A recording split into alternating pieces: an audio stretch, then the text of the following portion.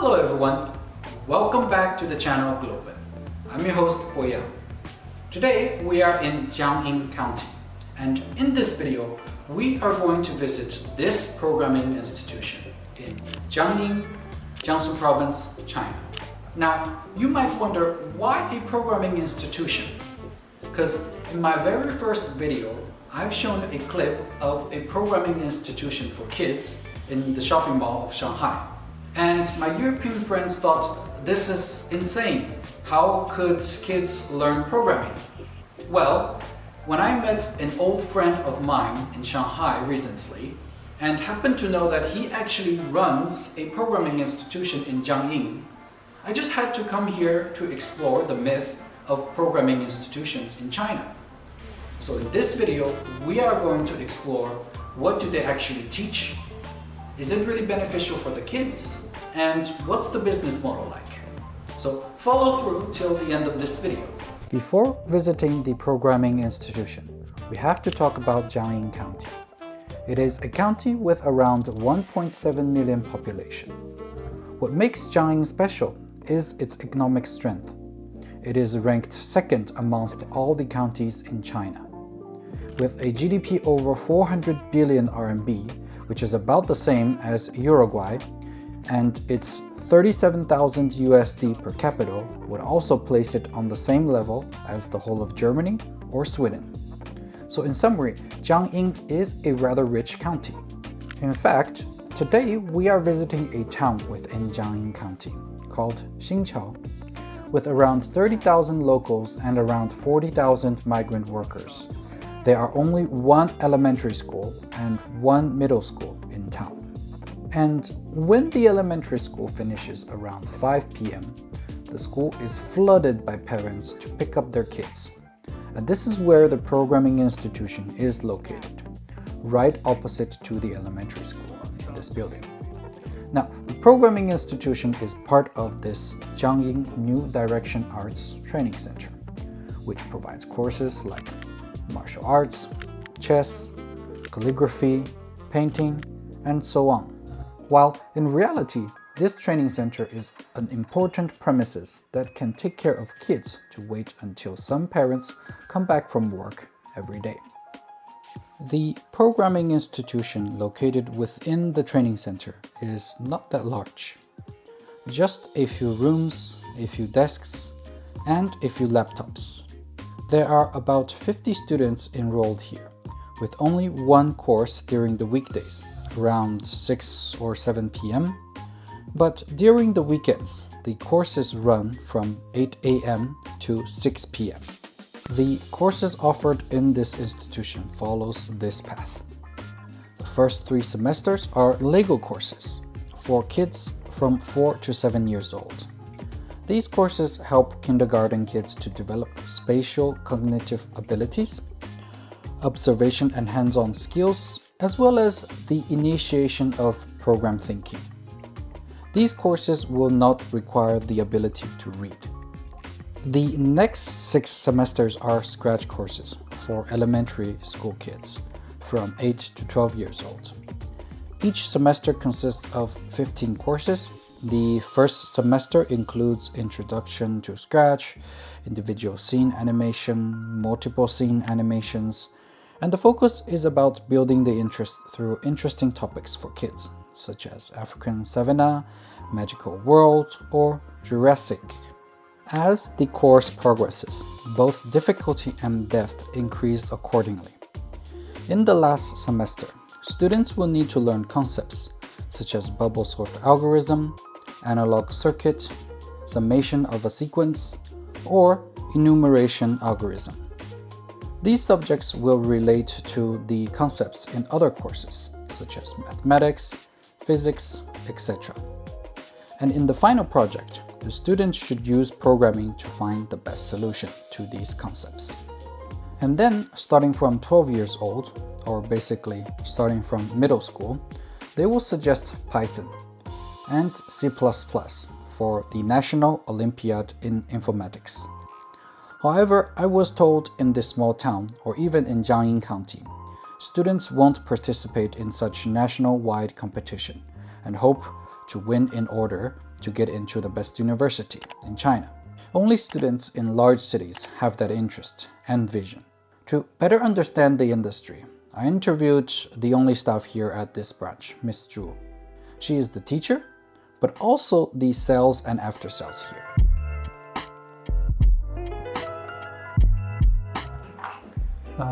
那首先非常感谢朱老师，我们今天有机会能够来这边，然后参观一下。然后的话，简单给我们介绍一下你的经历吧，就是你是如何进入这一个行业，然后你觉得这个行业给你带来了什么，然后你觉得最有意思的是什么吧？其实我进入这个行业其实还挺意外的。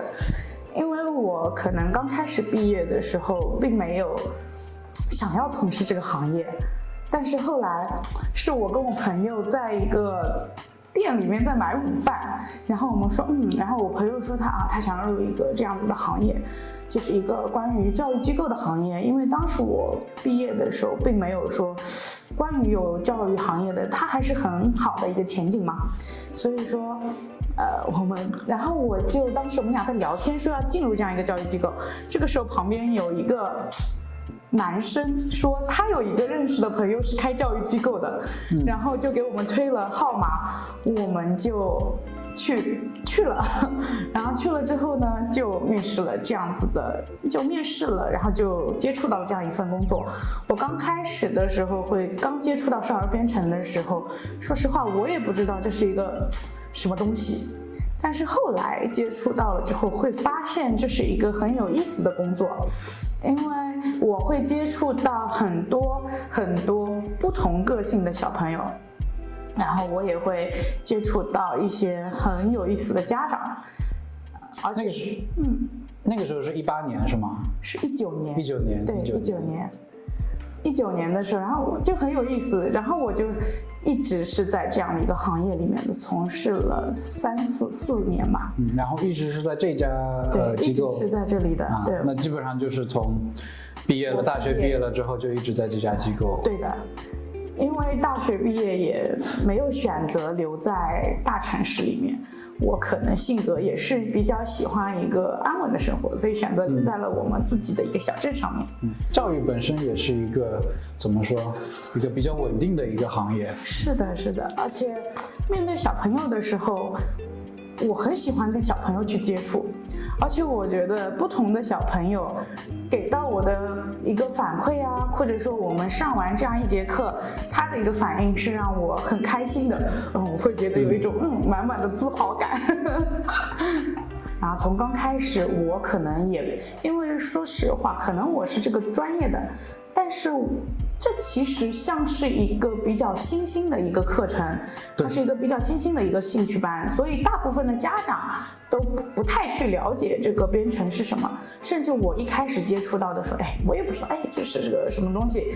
那后来我跟我们的一个领导，就是跟我们领导去，他会刚开始的时候，他会带着我去摸索这样一个软件，然后后来的话我自己也去进行了一定的学习，所以说我会知道这个行业是什么，包括说它是培养的到底是一个什么样子的素质，这样子的一个方面去培养给到小朋友的，那我会觉得这是一个很有意思的事情，然后就一直坚持到了现在。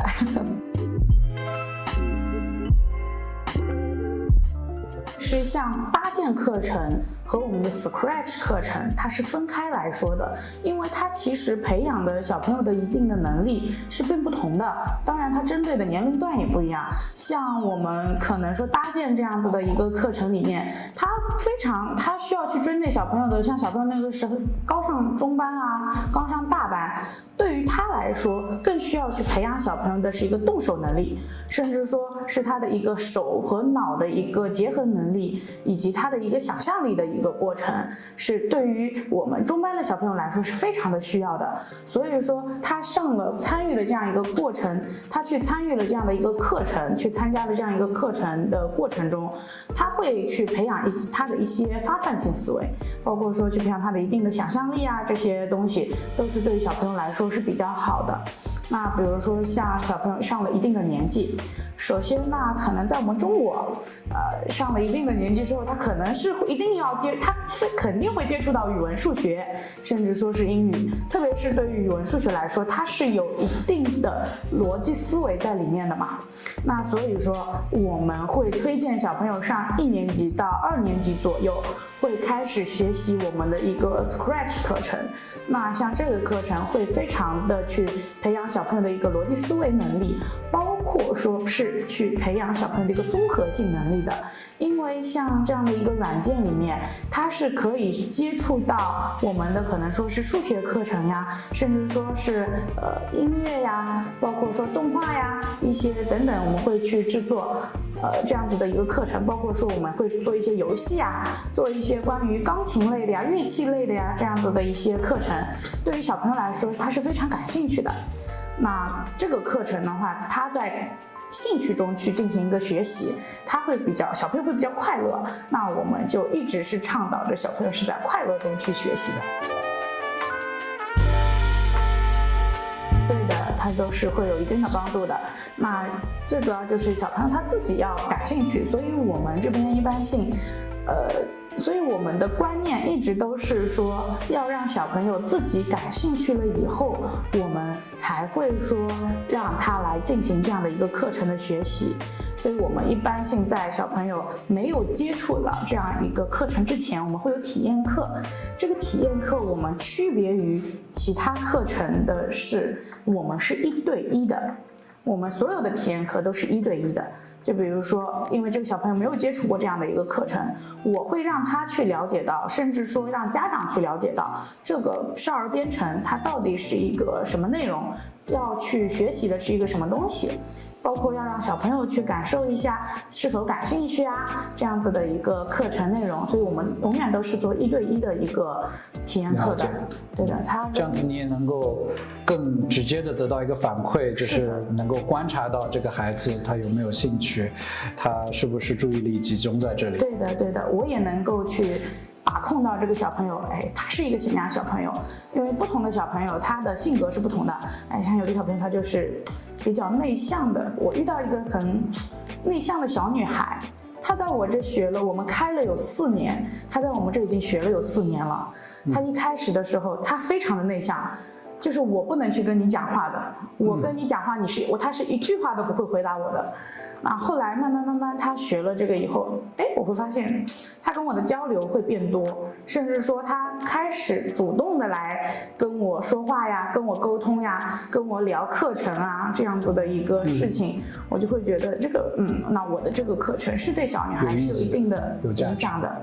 对的，那我就会觉得我的这个课程上的是很有价值的。And then Ms. Zhu showed me some successful course projects from their official website. It really surprised me by how sophisticated some of the games that the kids here built. For example, this one that looks like Super Mario. And these are just parts of the code behind this game. Now, let's have a look at the conversation with Ms. Zhu.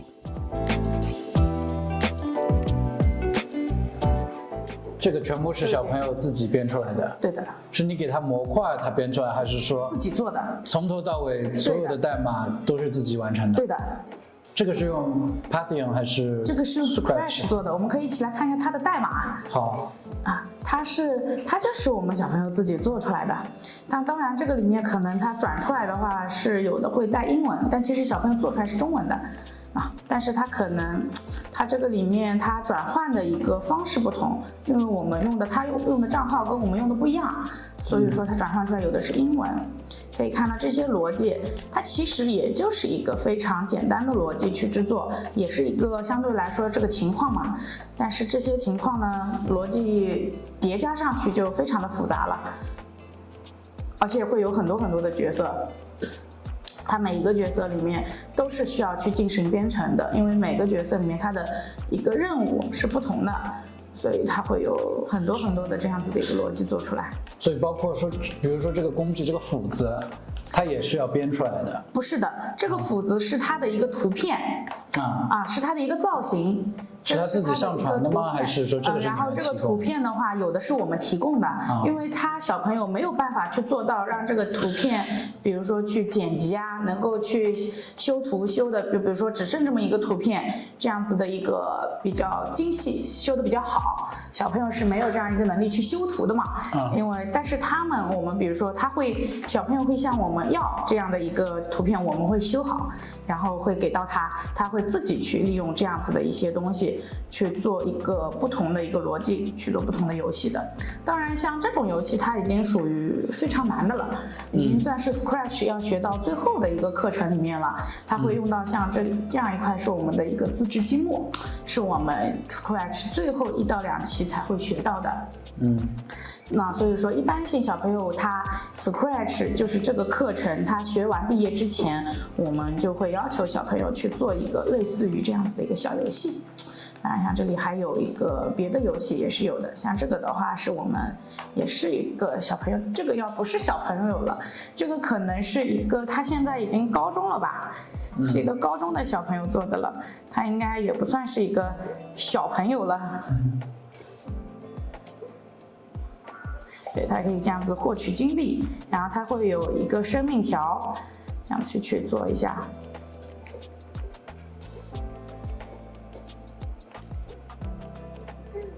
你看，比如说，对我碰到一个刺猬，我这边的血条就会少掉一部分。比如说我跳到河里去，它会直接少掉1条命，然后就是比如说它会重新开始的。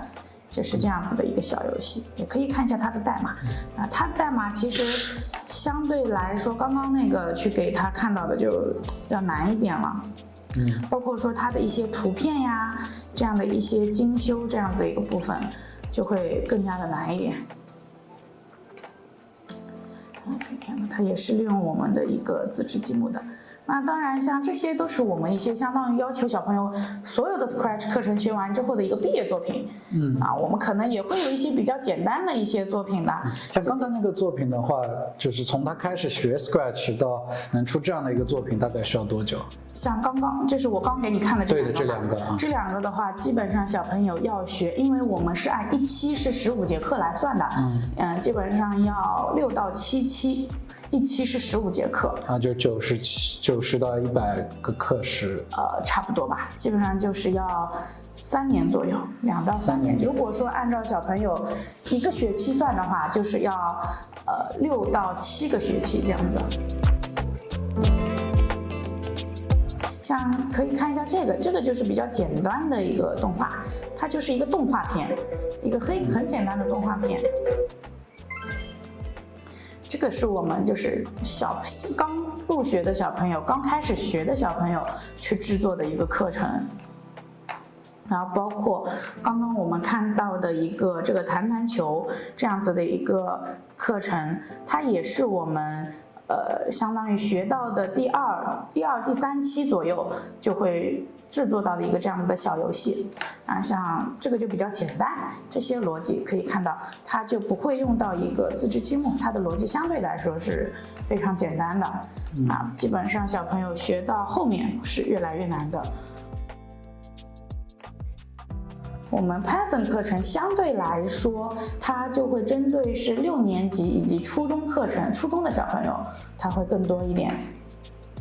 我们可以看一下，当然这个关于 Python 编辑器它是有很多的，我用了一个非常简单的，就是更能够让小朋友入手的一个软件，就是它里面的这些东西都是纯中文的。当然有的可能是英文的，那小朋友他们做不了，那我就会去选择用这样一个比较简单的编辑器来使用。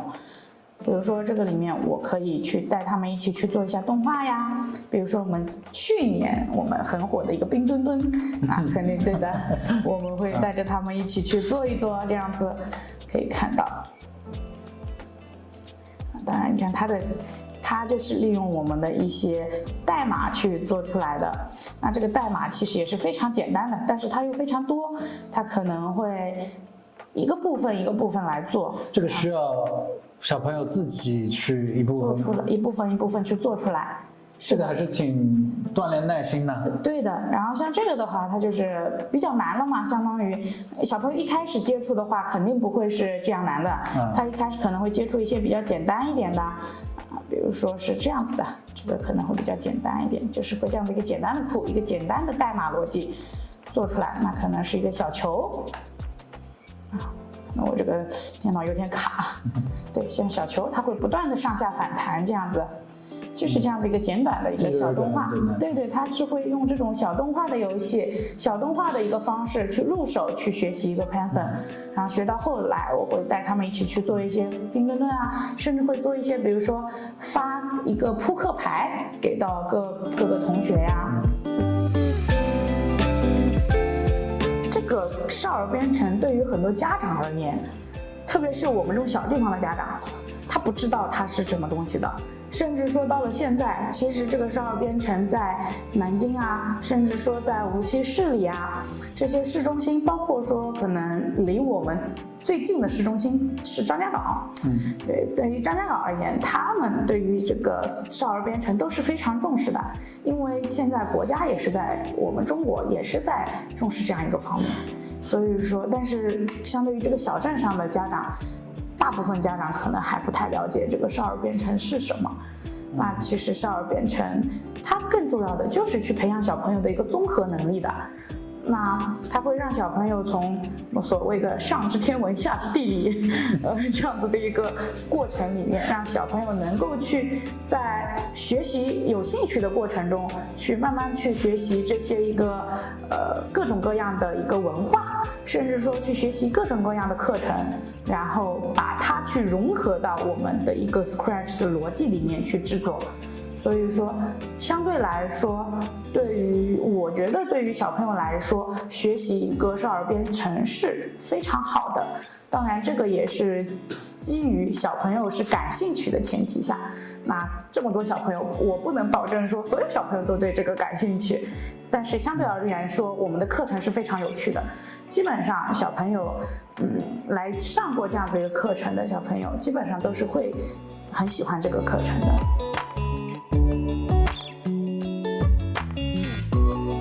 会的，因为其实从去年开始，我们的科技类的方面，我们说的比较现实一点，在我们中国，特别是像我们这个地方，对于科技类之前是信息化类，之前没有说特别的过多的去重视，但是近2年开始，我们不管是学校也好，还是整个行业的大环境而言，对于这个信息化类的东西都会比较重视。甚至说，因为我是在初中里面去有一个授课的过程，所以说我会跟初中的关于这个信息技术的老师会有一个沟通，他们也非常需要小朋友能够懂这个少儿编程，甚至说懂编程。对于他们而言，他们可以带这样子的小朋友，他们希望这样子的小朋友是越多越好的，因为他们希望能够带这样子的小朋友出去，因为他们对于像学校里，他会对于国家现在对这个信息类的这个比赛是有很多的，他们会更希望带着大批量的孩子去进行一个比赛，有一定的基础的孩子，这样子他们教起来更容易。对的，他们所以说像现在学校里也是有老师带着他们去比赛的，但是这些孩子只有学校里，比如说我1个年级只会抽取一部分会编程有基础的，我才会拎出来去单独去辅导，然后去参加比赛。就没有基础的就可能就没有这样子的机会。其实说实话 ，K12它双减嘛，它减的是一个文化课。所以我觉得对于我们少儿编程来说，它并没有一个太大的影响，因为我们是属于一个兴趣课程，所以说对我们最大的影响而言的，并不是说这个 K12，而是一个家长的观念问题。就是可能有的家长会觉得这个是有必要学的，可能有的家长就会觉得这是一个不需要学的一个课程，会觉得编程，那我直接小朋友大了，我直接去学一个，就像我们刚刚所说到的 Python 啊 C++，他直接去学这样一个过程就可以了。那这个其实是一个家长方面的观念，是对我们有很大的一个影响的。我们能够做到，尽量的能够做到的就是把我们的观念去输送给家长，但是家长是怎么理解的，所以这个是因人而异的。